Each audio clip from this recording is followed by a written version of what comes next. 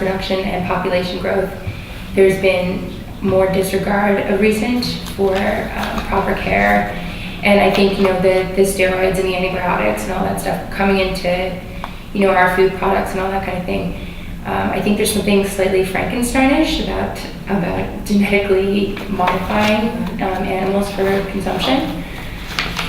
So I would definitely say that it might be moderate on the surface, but recently there's been the studies with, I think it was McDonald's that came out recently and had the big egg fiasco about the chickens living in unsanitary conditions.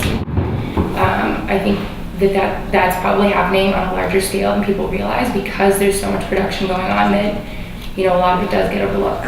It depends on where you're looking at it from.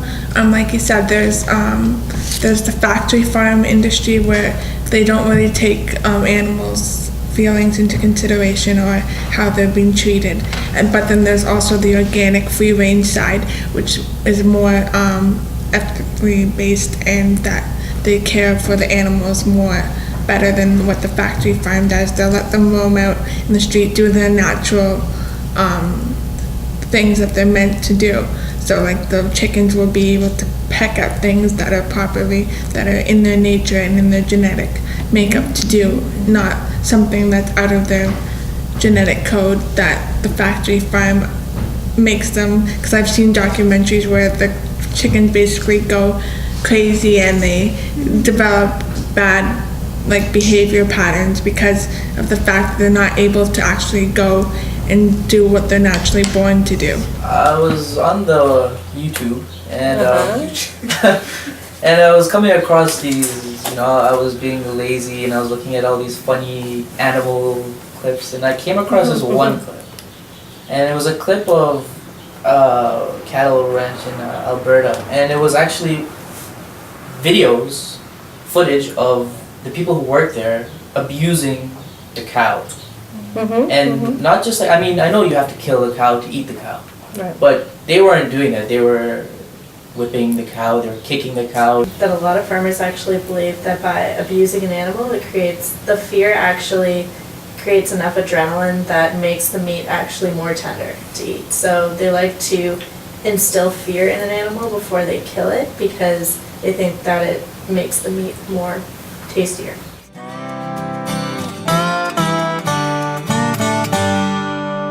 I've seen the documentary called Food Inc. Okay. And all the dealing with feeding the animals corn because it's cheap and they gain a lot of weight and all those things. So well, I haven't seen Food Inc., but there do occasionally. I have a few vegan friends, so on Facebook these things kind of get posted. Usually YouTube videos. There was one about your vegan friends would post these things? Yeah, there was one about chicken nuggets, and it showed this kind of disgusting pink meat that they would use for anyway. Since then I don't eat chicken nuggets. It is very effective. Probably a good idea. but I do think that that they're all biased. I haven't seen Food Inc., but from my impressions from the clips are that they are, of course, very biased because they're usually trying to kind of prevent, animals from getting mistreated and all that. But at the same time, let them be biased. And if the other side has something to say, then let it say it. But I don't hear anything.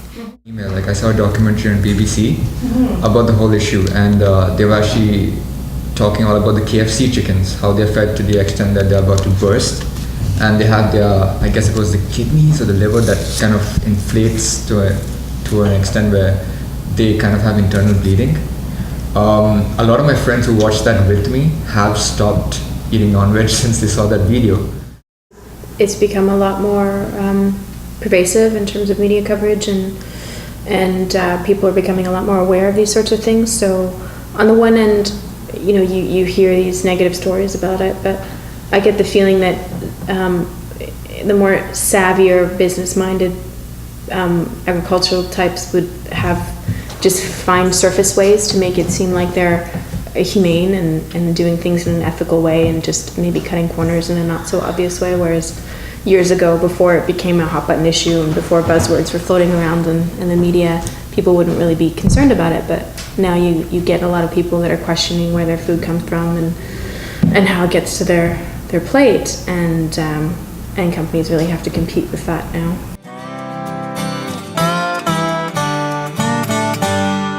I'm gonna want to know where this food's coming from. I'm gonna want to know where this is like made, or if it's organically made, or if it's like what they put into the like this certain cow. If they connect this cow to this like meal what I'm about to pick up right now, that would be great.